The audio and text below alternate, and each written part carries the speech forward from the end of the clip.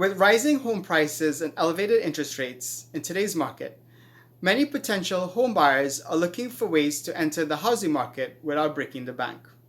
One option for them might be to utilize the FHA loan.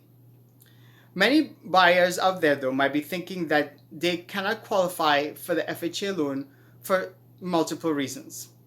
In this video, I will discuss some of the misconceptions about the FHA loan and why some people who might think that they do not qualify for financing under this loan might actually qualify. But before that, please check out this brief disclaimer. This is Ryan Ramsrand, an attorney in Palm Beach County, Florida. Welcome to my channel. The purpose of this channel is to provide general information about the Florida real estate market. It is not designed to provide specific information tailored to any individual real estate transaction. If you need this type of information, please consult with your own attorney, real estate agent, property insurance agent, settlement agent, or any other service provider that you choose to work with for your particular situation. The viewing of content on this channel does not create an attorney-client relationship between the viewer and the law office of Ryan A. Ramsrand, PA. Although every effort is made to provide accurate content on this channel, because the Florida real estate market is so dynamic, there's no guarantee that the information will be accurate when you view it or will remain accurate in the future. The law office of Ryan A. Ramsrand is a title agent with Attorneys Title Fund Services LLC and issues title insurance policies underwritten by Old Republic National Title Insurance Company. The firm also represents companies and individuals in the acquisition, sale, and development of commercial property, such as hotels, warehouses, and industrial property. If you believe my firm might be a good fit to represent you in real estate matters, please see the firm contact information under Details in the About tab of this channel. In addition to real estate matters, my firm also accepts personal injury cases, as well as cases related to the violation of individual civil rights.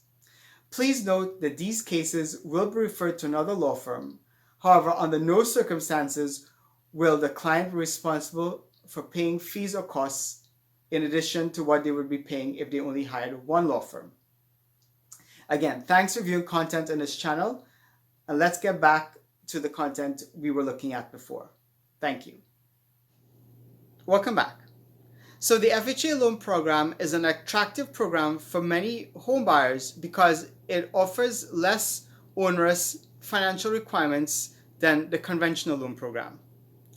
Many people, however, might think that only first-time home buyers are eligible for financing under the FHA loan program, but this is actually not the case.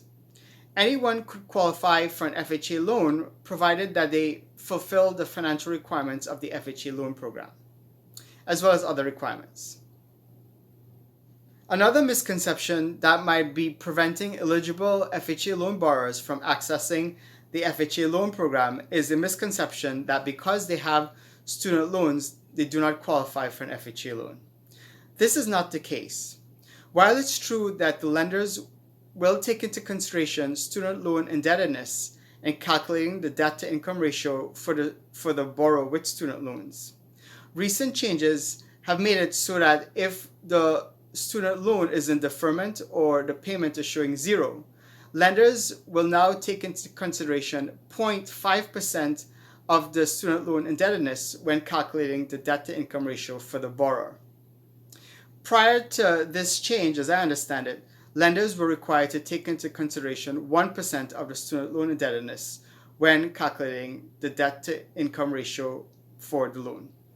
If the borrower is making payments on the student loan, then the actual payments made by the borrower will be considered in calculating the debt-to-income ratio rather than the overall indebtedness, as I understand it.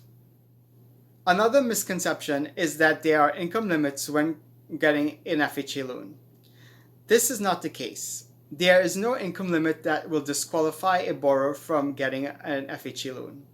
There is, however, a requirement that the borrower have an established credit history and a 2-year employment history.